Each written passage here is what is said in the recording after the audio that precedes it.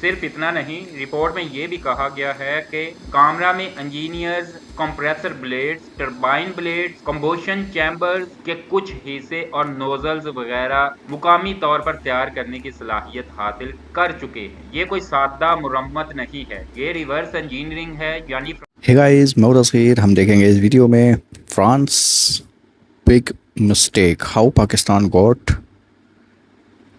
The secret formula to build fighter jet engines. Okay, किस तरीके से सीक्रेट फार्मूला पाकिस्तान को मिला जेट के इंजन्स बनाने का। तो देखते हैं इस वीडियो को, लेट्स गो। बिस्मिल्लाहिर्रहमानिर्रहीम। अस्सलाम वालेकुम दोस्तों, एक और नई वीडियो के साथ पाकिस्तान डिफेंस अपडेट्स में खुशामदीद कहता हूँ। फ्रांस ने एक ऐसी रिपोर्ट पब्लिश की है जिसमें ये बताया गया है कि किस तरह से पाकिस्तान में फाइटर जेट इंजन के लिए मुकम्मल तौर पर राहें हमवार हो चुकी हैं और पूरा क्रेडिट फ्रांस खुद ले रहा है। और ये सब कुछ ओह, पाकिस्तान एयरफोर्स में महराज तैयारों की वजह से कहा जा रहा है।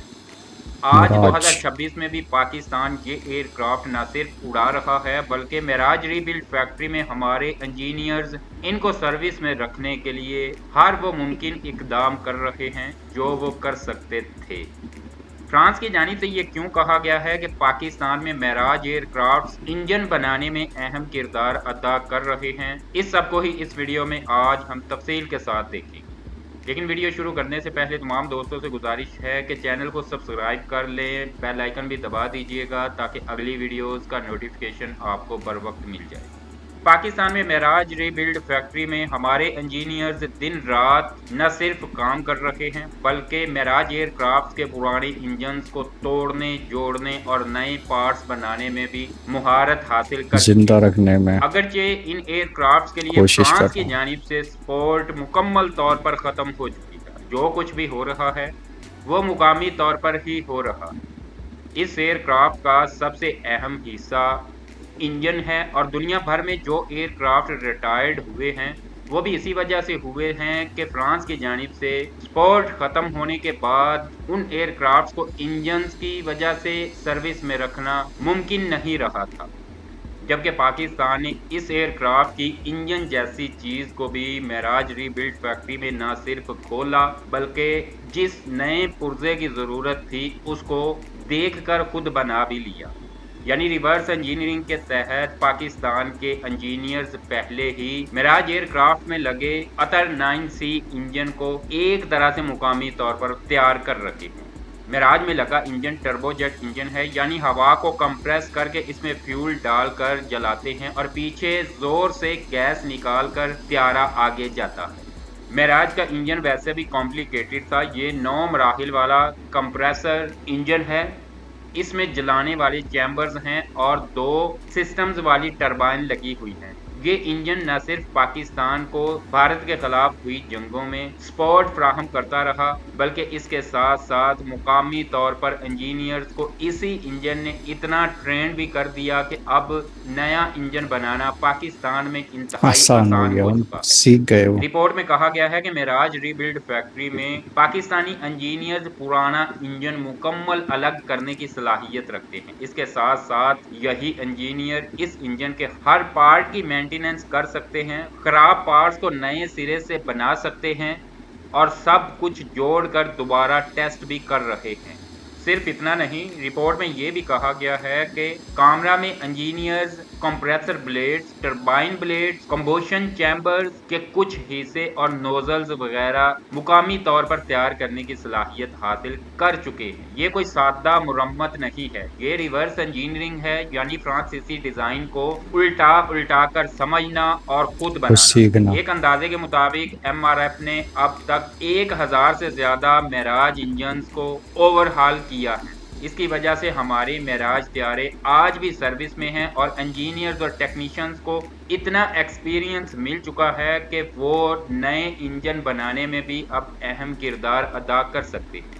दोस्तों, किसी चीज़ को देखकर नई चीज़ बना लेना इतना आसान नहीं है, ख़ास तौर पर इंजन जैसी पेचीदा चीज़ को बहुत बार खोलना, फेल होना देखना पड़ता है। और उसके मिलते जुलते पार्ट्स बना लेना ये इंतहाई मुश्किल काम है। इसलिए रिवर्स इंजीनियरिंग के तहत वही मुल्क ऐसा कर सकता है जिसके पास इस सब के लिए मुकम्मल फैकल्टी और सलाहियतें मौजूद हों। लेकिन फिर भी पाकिस्तान अभी पेचीदा सिस्टम्स के लिए मुहारत हासिल नहीं कर सका, जैसे कि टरबाइन ब्लेड्स को मुकामी तौर पर तैयार करना। ये 1400 से 1500 डिग्री सेंटीग्रेड गर्मी को बर्दाश्त कर सकते हैं। यह स्टील से भी ज़्यादा गर्म होने की सलाहियत रखते हैं। इसलिए फ्रांसीसी सुपर अलाय की पाकिस्तान में मिलती जुलती शक्ल के पार्ट्स तो बनाए जा सकते हैं, लेकिन बिल्कुल वैसा ही मजबूत और गर्मी बर्दाश्त करने वाला मवाद बनाना अभी बहुत मुश्किल है। पाकिस्तान में आरपीएम्स पर भी काम हो रहा है। एक फाइटर जेट का इंजन 1 मिनट में 10,000 बार से भी ज़्यादा घूमता है। अगर कोई पार्ट सिर्फ 1 माइक्रो यानी बाल के बराबर भी गलत हो तो पूरा इंजन हिलने लगेगा और फट भी सकता है। पाकिस्तान में पीएसी कामरा में अभी एरोडायनामिक्स पर भी मजीद काम होना बाकी है। कंप्रेसर्स के ब्लेड की शक्ल खास होती है ताकि हवा सही जाविये से जाए। थोड़ी सी गलती हुई तो इंजन बिल्कुल पावर ही नहीं देगा। पाकिस्तान में नए पार्ट्स बनाए जा रहे हैं, इनको सीधा त्यारे में नहीं लगा सकते। इन नए पार्ट्स की भी लंबी लंबी टेस्टिंग होती हैं, ग्राउंड टेस्टिंग अलहदा करनी पड़ती है। ख़ास मशीनें चाहिए जो इंतहाई गर्मी और सर्दी के साथ साथ दूसरी खराबियों की निशानदही भी करती हैं। हो सकता था कि पाकिस्तान इस सब में भी माहिर हो जाता, लेकिन उस वक्त पाकिस्तान पर पाबंदियां लगी हुई थीं। जदीद मशीनें आसानी से नहीं मिल रही थीं। खास खाम माल महंगा और मुश्किल से मिलता था। कुछ माहिरीन बाहर चले गए जो ऐसा कर सकते थे। इसीलिए पाकिस्तान ने F-17 थंडर जैसा एयरक्राफ्ट बनाकर इस सब को बैलेंस किया। चीन भी रूसी इंजन्स को रिवर्स करने में कई साल लगा चुका है और ये इतना आसान काम नहीं है। लेकिन मुस्तकबिल में पाकिस्तान को इस सब में कामयाबी हासिल हो सकती है। इंजन्स पर काम करने से हमारे इंजीनियर्स को बहुत कुछ सीखने को मिला। अगरचे मुकम्मल इंजन अभी भी बनाने की सलाहियत हासिल नहीं हो सकी, मगर इसके बावजूद पाकिस्तान ने इस सब में बहुत तरक्की की। ये तजुर्बा आइंदा आने वाले प्रोजेक्ट्स जैसे कि F-17 थंडर के लिए WS-13 इंजन और आइंदा प्रोग्राम के लिए बहुत काम आएगा। ये 60 साल पुरानी टेक्नोलॉजी हमें सब्र, हुनर और खुद मुख्तारी सिखा रही है। इंजन्स की रिवर्स इंजीनियरिंग की कहानी दरअसल पाकिस्तानी जज्बे की कहानी है। अगर देखा जाए तो फ्रांस की ये रिपोर्ट ठीक भी लग रही है, क्योंकि पाकिस्तान ने रोज़ प्रोजेक्ट के तहत सिर्फ इन एयरक्राफ्ट्स को सर्विस में नहीं रखा, बल्कि इस एयरक्राफ्ट ने पाकिस्तानी इंजीनियर्स को बहुत कुछ सिखाया भी है। और अगर देखा जाए तो फ्रांस की जानिब से पार्ट्स फ्राहम ना करके एक तरह से पाकिस्तान को लॉन्ग टर्म फ़ायदा दिया गया। मुस्तकबिल में पाकिस्तान को मुकामी तौर पर इंजन तैयार करना ही होंगे। पाकिस्तान पहले ही रशियन इंजन से जान छुड़वाना चाहता है, जबकि चाइनीज़ इंजन अपने नए एयरक्राफ्ट्स में लगाने से भी पाकिस्तान ने इनकार कर ओह दिया था।